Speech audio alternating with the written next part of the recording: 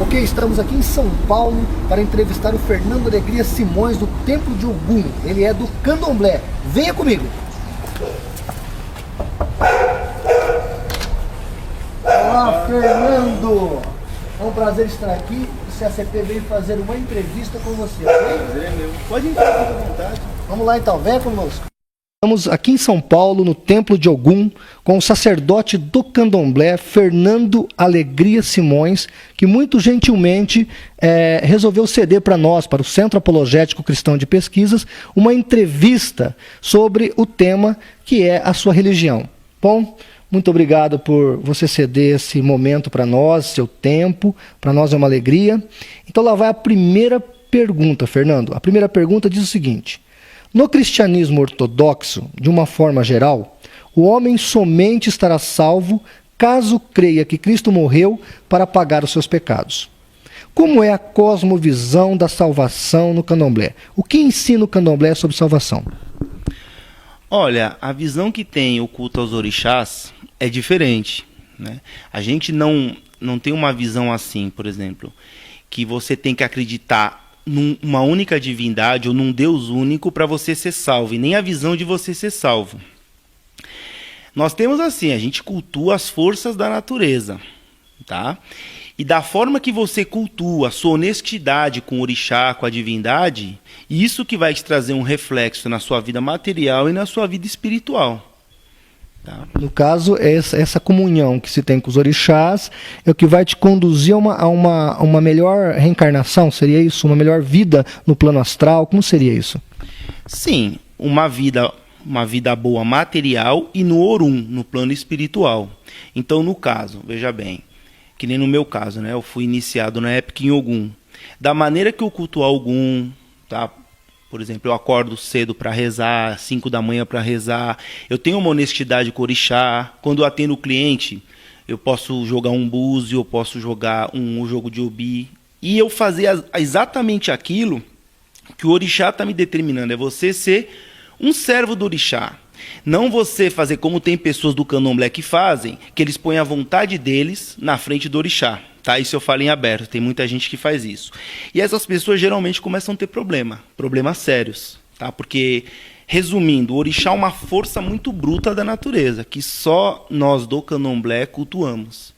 Você não vê nenhuma outra religião no mundo que consegue ter uma... Eu não vou falar manipulação que eu acho errado, mas uma influência. Consegue trabalhar com uma força dessa no culto de orixá. Então requer você ter uma honestidade, você ter uma linhagem naquilo. Vou te dar um exemplo, Flávio. Você não pode ter uma relação sexual, acabar de ter a relação sexual, ir num assentamento e rezar. Isso é uma quizila, é errado. Você tem que tomar um banho de folha antes, um omieró, um abô. Então tem certos preceitos, né? A gente tem que comer o biorobô, mascar direto, para purificar na sua boca, para rezar para o orixá, rezar um mojubo, um oriquim. Então, a nossa religião tem muito mais preceito do que as outras. Mas nós não cremos assim, existe um líder supremo e eu agradando ele que eu vou reencarnar melhor. A gente não tem essa visão.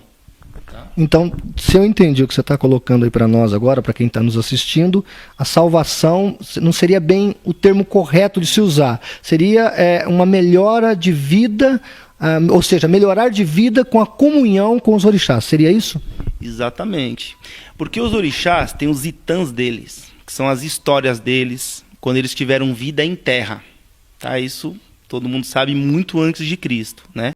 Mas diante desse quadro que você está colocando, eu acho que quem está nos assistindo vai querer saber como é que fica a obra de Cristo na cruz, porque a Bíblia fala que ele é o salvador da humanidade, que ele morreu em prol dos pecados da humanidade, pelos pecados da humanidade. Como fica a visão de Cristo no candomblé? Tá? Então, como salvador, ele não teria esse papel no candomblé. No candomblé, não como salvador. Tá mais respeitado no candomblé. Entendi. A segunda pergunta diz o seguinte: os mundos invisíveis são divididos por estágio. Seria isso? Sim. Poderia explicar-nos melhor cada um desses estágios? Olha, a visão que existe é assim. O Orum, ele é dividido em 9 partes. Então, o que acontece? Existem as partes dele, do Orum, do mundo espiritual, por exemplo, Orum Apadi, Orum Oxobô, lados negativos do Orum. Tá? Resumir para você mais básico, seria assim, Orum Irê positivo, o Orum Oxobô negativo.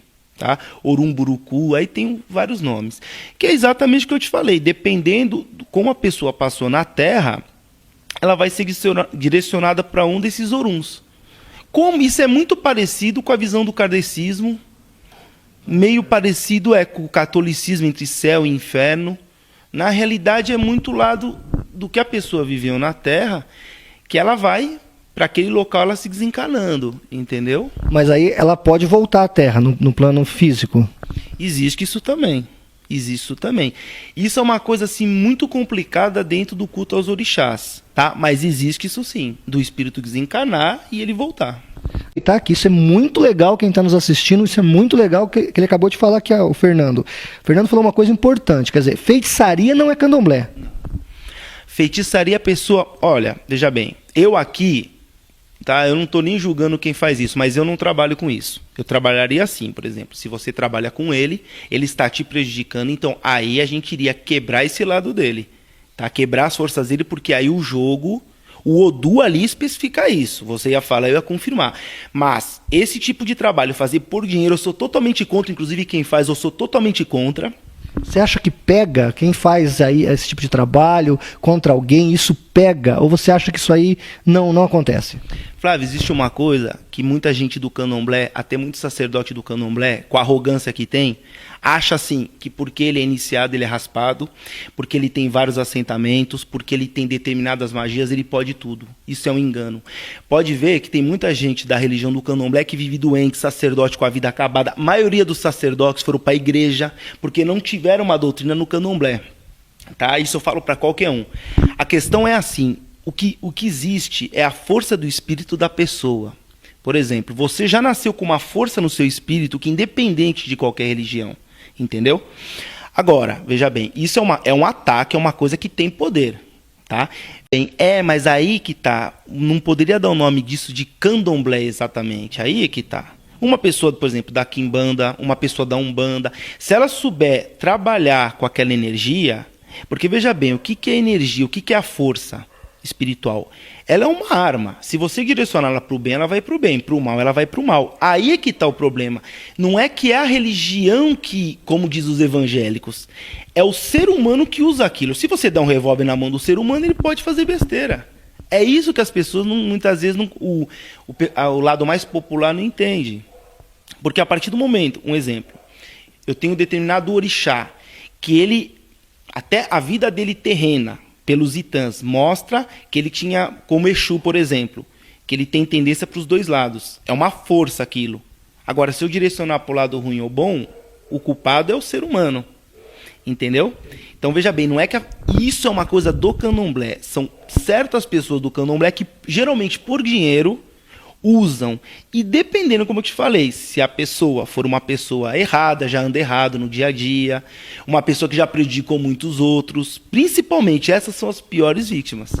Ok, eu acho que agora ficou entendido para quem está nos assistindo. A quarta pergunta é o seguinte, Fernando. Onde teve origem a quimbanda, ou no caso, no seu caso, é candomblé, né? Onde teve origem o candomblé e por que ela quase não existe entre outros centros mundiais, como a Europa e os Estados Unidos?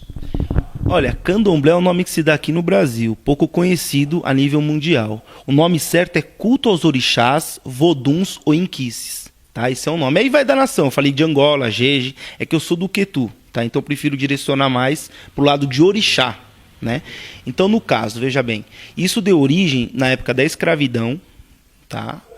Então aqui, o que aconteceu? Na África, Flávio, é muito diferente o culto, porque lá são tribos. Então, um exemplo, se você vai na cidade de Obé-Okutá ou Irê, o orixá de lá é Ogum. Todo mundo ali é iniciado em Ogum. Em Oxobô é Oxum. Entendeu? Então, nessas cidades, cada tribo, cada cidade tem um orixá que reina. Seria antropologicamente falando que as religiões afro seria da terra, então. Ela seria muito ligada àquela cultura, aquele povo. Isso, ancestralidade, porque o orixá nada mais é do que um ancestral. Para os africanos. Aqui, veja bem, na África, o orixá ele é um ancestral E eles têm uma visão diferente que no Brasil. Aqui virou uma divindade, entendeu? Mas o orixá, na realidade, por exemplo, como Ogum. Ogum, onde é que está a força de Ogum? No ferro, na linha de trem. Se você fizer um culto numa linha de trem, muitas vezes, mesmo sem você ter um assentamento, o orixá vai te escutar. Então aqui no Brasil fez uma reorganização do culto, entendeu? Com o nome de candomblé. Entendeu? Ok. Vamos fazer a quinta pergunta, a gente vai fazer 3 blocos, então depois a gente volta com mais 5. Por que servem os orixás? Eles sempre existiram? Se sim, por que existem questões referente a esta no cristianismo antigo? O que a pergunta está dizendo aqui é o seguinte: se os orixás sempre existiram, por que ele não foi citado, por exemplo, na parte europeia, na parte oriental, mesmo vamos por em Israel, em Jerusalém, na Mesopotâmia, que é onde é o berço das religiões mundiais, as grandes religiões mundiais, como o hinduísmo, né? Por que não é citado nessas regiões os orixás? Olha, em primeiro lugar, assim, eu vejo o orixá como uma força da natureza. Então, um exemplo, Ogum, ele pode ser... A África, o culto africano é o mais antigo do mundo, né? E por 2 motivos. Primeiro, que a força da natureza, eles fazem isso. E segundo, por uma questão também que o lado europeu não iria ficar dando nome para um culto que eles não... Entendeu? Por exemplo... Você está dizendo, desculpa interpelá-lo, você está dizendo que talvez por causa de preconceito, esses nomes não foram adotados na Europa de maneira mais abrangente. Sim. Isso é o principal fato, Flávio. Eu estou falando assim de força da natureza de uma maneira mais... O lado europeu, ele é um lado que ele visa muito para a dominação, o lado branco europeu. Então, se você vê, o que prevalece aqui no Brasil é uma cultura mais para o lado europeia, entendeu? É uma descendência de maior parte africana, mas se você vê, eles mesmos se rendem a uma cultura europeia. Então, é mais pelo preconceito, de eles não abrirem isso, entendeu? Bom, Fernando, continuando. Entendi. Se você ler a Bíblia, né, você vai ver ali que fala de sacrifício do carneiro, sacrifício de animais. Tá? Então, o sacrifício de animais, ele é uma coisa do começo do mundo. Existe, na própria Bíblia fala disso, até mesmo dos cristãos na época. Porém, o que acontece é assim, hoje em dia, eles inverteram um pouco isso, né, em relação ao sacrifício. Não, é um fator, por exemplo, que tem a ver, né? É um fator que tem a ver, entendeu? Entendi. Essa pergunta você já respondeu, só que eu queria... Acho que era interessante você frisar de novo, principalmente para quem está nos assistindo. Jesus Cristo, então, seria mais um orixá? E se realmente ele fosse, ele teria um outro nome no candomblé ou não? Sim, tá? Nós conhecemos como Olorum, mas deixa eu deixar claro assim, culto ao Olorum é um culto paralelo como o culto de Ifá também.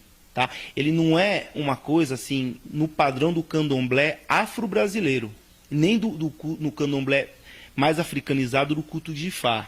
Mas existe o culto ao Olorum, que não tem sacrifício de bichos. Tá? As pessoas jejuam também, rezam também, fazem estilo de vigília. Como é uma coisa africana, é dito como culto aos orixás, candomblé, tá? Mas existe sim. Entendi. Você falou que tem sacrifício de animais. Nós lemos em alguns sites de candomblé que algumas pessoas que são sacerdotes do candomblé fazem sacrifício de animais e outras pessoas não fazem. Como que você diz essa divergência? Ou, por exemplo, você pode falar assim, não, o correto é fazer, ou o correto é não fazer. Olha, o correto é fazer, porque veja bem, Dalton, no candomblé, tá, não tem como, candomblé que eu digo, o lado mesmo dele tradicional. Não tem como você não fazer o corte, o orô, tá? Até mesmo, por exemplo, como você vai alimentar Ogum, tá? Ogum come determinados tipos de bicho. O que acontece é que, por exemplo, você deu um bode para Ogum. Esse bode, depois, a comunidade, ele é limpado, ele é dado para a comunidade comer, ou ele é doado para as pessoas. Se você for ver o sacrifício no candomblé, desde que o sacerdote faça aquilo de uma maneira religiosa, tá? Não tenha nenhum tipo de maltrato, que isso eu sou totalmente contra, o sacrifício, ele na realidade vai se equiparar a um matadouro, porque você corta o animal e depois as pessoas se alimentam. É como se você for ver uma tribo da África. Eles vão cortar o animal e vão comer. Seria... né? Entendi. Então, no caso que você está falando de sacrifícios, não existe... O que é sacrificado, no caso, para os orixás é praticamente a vida só. Não é o sangue que que tem que ser derramado, tem que ser aspergido, a carne não pode comer. Porque pelo que você me falou, vê se é isso mesmo que eu entendi, se você faz um sacrifício para um determinado orixá e você pega uma galinha, vamos fazer mais fácil. Aí você mata a galinha e todo mundo come. Quer dizer, o que você está oferecendo para o orixá é a vida da galinha. Seria mais ou menos isso? O orixá, assim, ele come basicamente o egé, que é o sangue do animal, tá? Isso posso falar também, as partes, por exemplo, cabeça, pena que você põe, você pergunta quantos dias ele quer ficar com aquilo no ibá comendo, tal. Agora, a carne, tá? Isso, veja bem, geralmente existem até partes do próprio animal que pode ser servido para o orixá, mas são para as pessoas da comunidade, ou que nem no meu caso, né? Se eu faço isso para algum cliente, alguma pessoa, eu dou a carne, eu mesmo me alimento também, porque aquela carne tem axé, entendeu? Entendi. Esse axé só seria o quê? Axé é força, é energia, tá? É o sagrado, tudo isso é o nome de axé que se dá, entendeu? Entendi. Próxima pergunta nossa.